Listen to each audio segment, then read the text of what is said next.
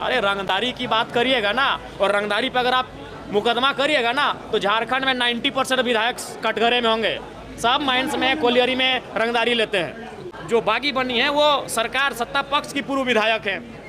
वर्तमान में वो कांग्रेस की एक बड़ी नेत्री हैं और उनको एक धमकी भरे स्वर में, टन में बात किया जाता है। इससे आप समझिए कि उनका ताकत कितना है।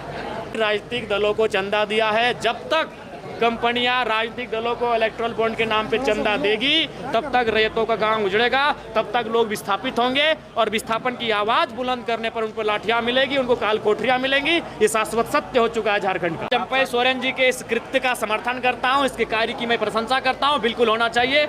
झारखंड की तमाम उन जमीनों पर जिनको आज से 50 साल पहले, आज से 60 साल पहले कंपनियों ने लिया है, लेकिन उसमें कुछ भी काम नहीं हुआ है, उन पर हल चलना चाहिए। ये झारखंड है जनाब।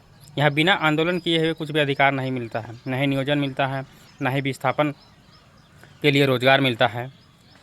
अभी हाल फिलहाल में ही बड़कागांव के पूर्व विधायक अंबा प्रसाद जी को धमकी मिला है, जिसका जयराम महतो जी ने समर्थन किया है कि झारखंडी होने के नाते इन्हें क्यों धमकी मिल रहा है। वहीं दूसरी ओर बीजेपी के वरिष्ठ नेता चंपई सोरेन जी का भी समर्थन किया है।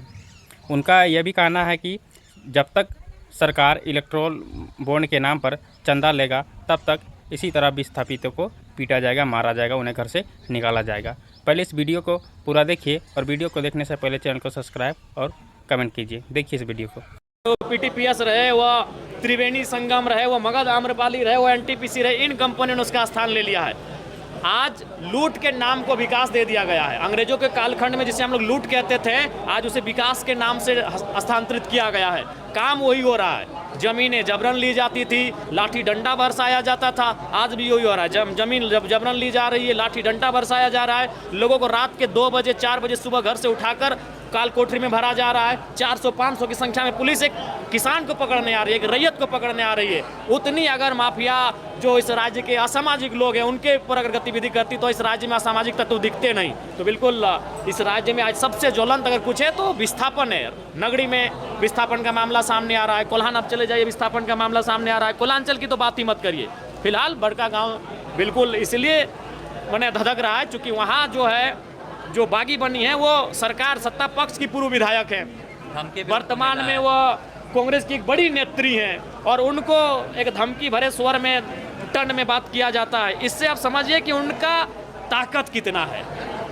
उन अन्य राज्यों के अति धनी लोगों का कितना ताकत है, कितना हौसला है कि वो एक पूर्व विधायक को, जो जिनकी सरकार चल रही है, उसको इस वे में धमकी दे रहे हैं। देखिए, मुझे जहाँ तक लगता है और मेरी जहाँ तक समझ है, आप लोग भी समझदार हैं, हमसे अच्छे समझदार हैं, ये इलेक्ट्रल बॉन्ड का खेल है भैया। हमें लगता है शायद मंत्री जी चूँकि पार्टी में वो बोलना नहीं चाहती हैं, सॉरी माफ़ कीजिएगा, पूर्व विधायक जी, वो पार्टी में उनकी मजबूरी हो सकती है, जयराम महतो की मजबूरी नहीं है।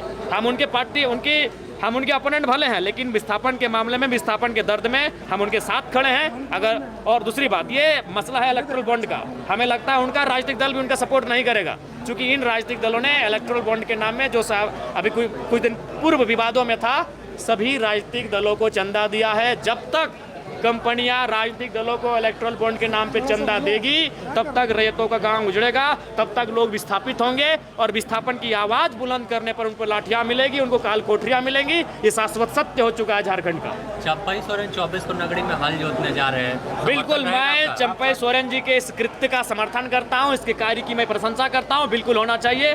झारखंड की तमाम उन जमीनों पर जिनको आज से 50 साल पहले, आज से 60 साल पहले कंपनियों ने लिया है, लेकिन उसमें कुछ भी काम नहीं हुआ है, उन पर हल चलना चाहिए।